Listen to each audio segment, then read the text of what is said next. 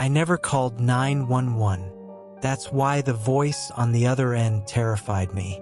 She already knew my name.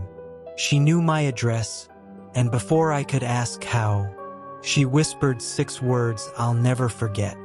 Whatever happens, don't open the door.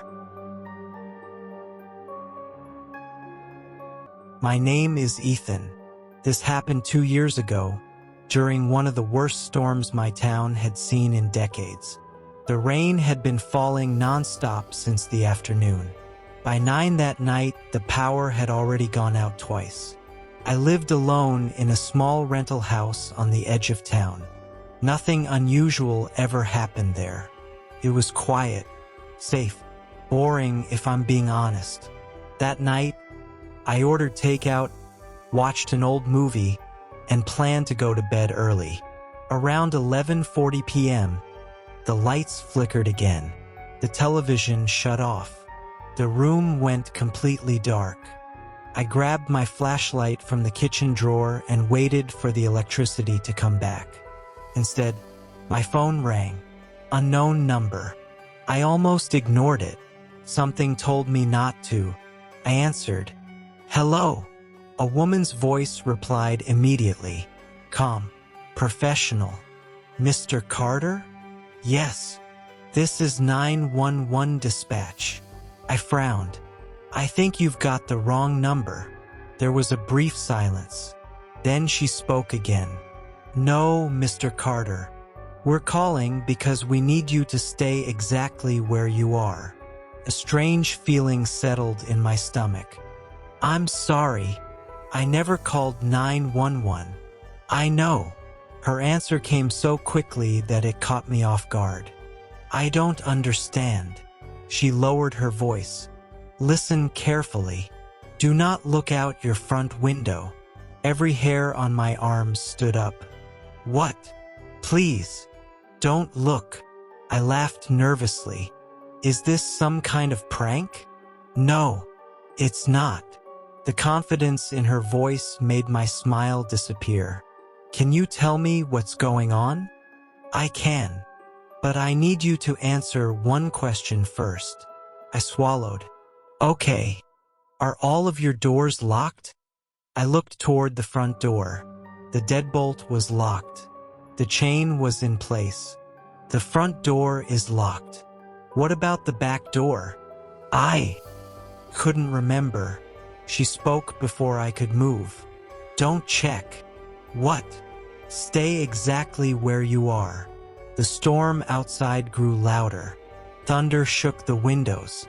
For several seconds, neither of us spoke. Then, I heard it. 3 slow knocks. Not loud. Not desperate. Almost polite. The dispatcher spoke immediately. Mr. Carter, did you hear that? Yes. Do not answer. I wasn't planning to. Another pause. Then she asked something that made my blood run cold. Is he still smiling? I froze. What? The man standing outside your front door. Is he still smiling? Every instinct in my body told me not to move. But before I could stop myself, my eyes slowly drifted toward the hallway, toward the front door. I couldn't stop myself. Slowly, I stepped toward the hallway. Every board beneath my feet creaked louder than it ever had before. The dispatcher's voice came through the phone again. Mr. Carter, please, stay away from the window. I whispered, how do you know my name? She ignored the question. Just tell me one thing. Is your hallway light on? No. The power went out. Another pause. Good. Good? Why would that be good? I reached the edge of the hallway and stopped. The front door was only 15 feet away. Rain pounded against the porch roof. Everything outside should have been impossible to see, but something about the silence felt wrong. The dispatcher spoke again. Whatever you do, don't let him know you're looking.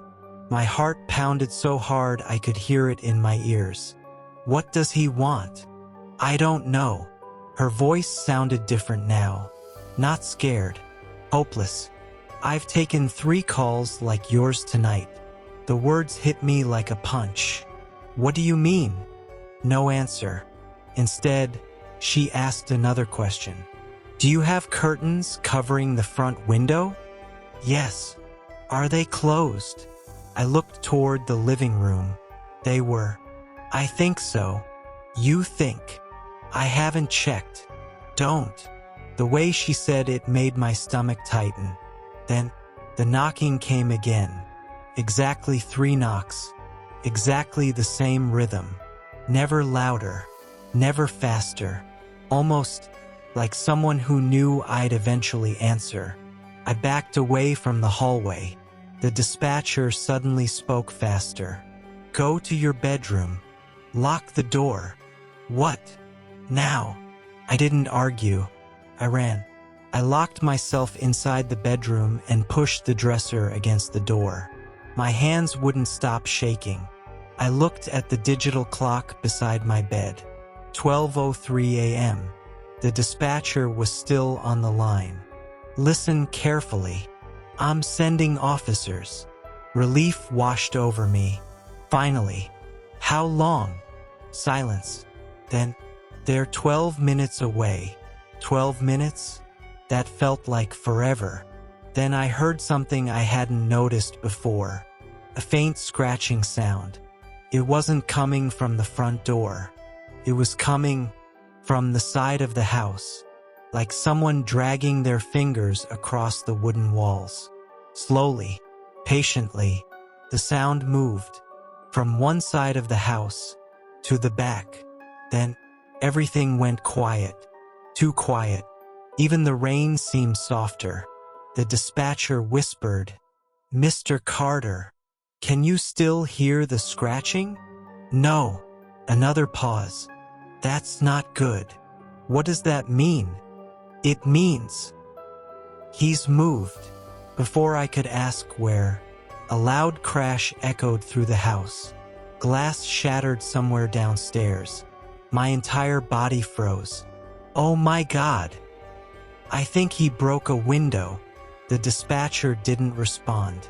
Instead, I heard another voice in the background. Someone shouting inside the dispatch center. Then the line became muffled. The woman came back. Her breathing was heavier now. Mr. Carter, I need you to answer honestly. Is there anyone else living in your house? No. No one. She took a slow breath. Then, who's standing behind you? Every muscle in my body locked. Couldn't breathe. Couldn't move. Very slowly, I turned my head toward the bedroom mirror. First, I saw only my own reflection. Then, a shadow, standing in the darkest corner of the room, perfectly still, smiling.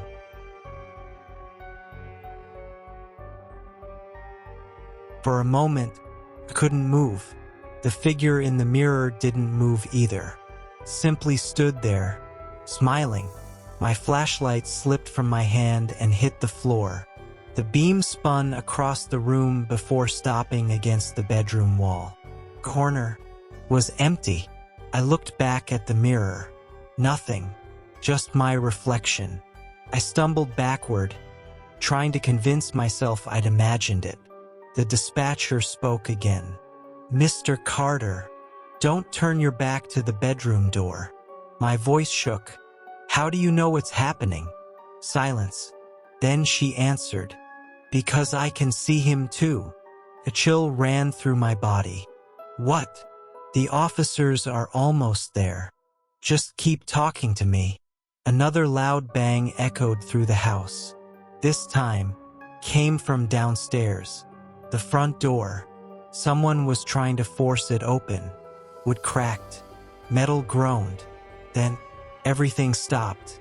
Complete silence. The dispatcher whispered, he's listening. I tightened my grip on the phone.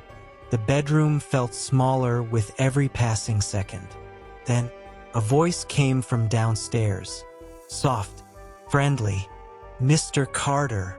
It sounded exactly like my neighbor, Tom, the man who lived across the street. "You okay in there?" Relief flooded through me.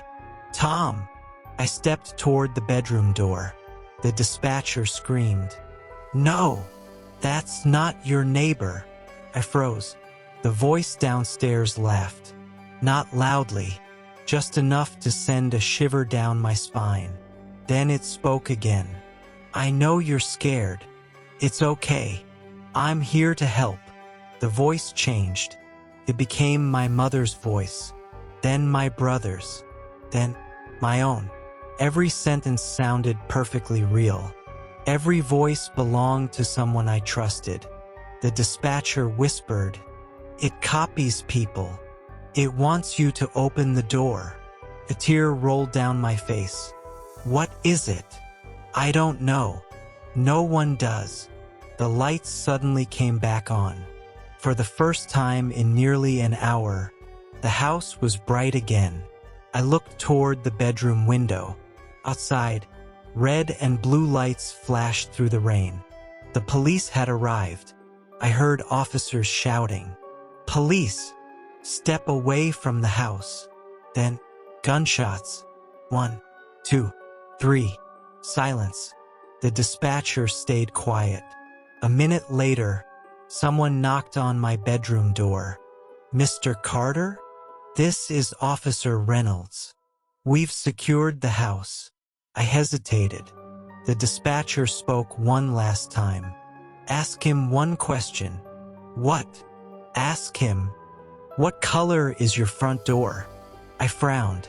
It made no sense, but I asked anyway. The officer answered without hesitation. "Blue."